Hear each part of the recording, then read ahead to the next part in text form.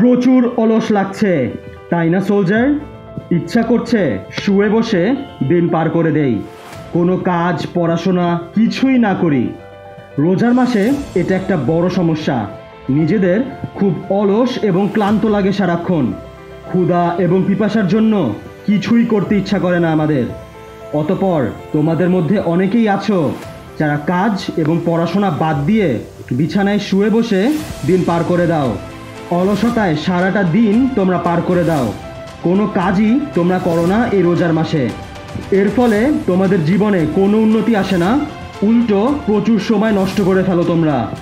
অন্যদিকে তোমাদের মধ্যে হাতে গোনা কয়েকজন আছে যারা কিনা রোজার মাসে রোজাও রাখে, আবার একই সাথে পড়াশোনা এবং পরিশ্রম করে যায়।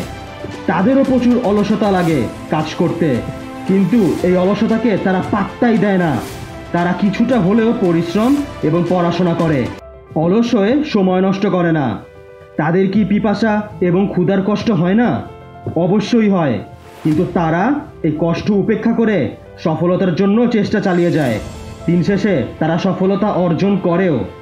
আমি চাই সোলজার, রোজার মাসে তোমার যত কষ্টই হোক না কেন, পড়াশোনা এবং পরিশ্রম কখনোই থামিয়ে রাখবে না। কিছুটা হলেও তুমি পরিশ্রম করে যাও।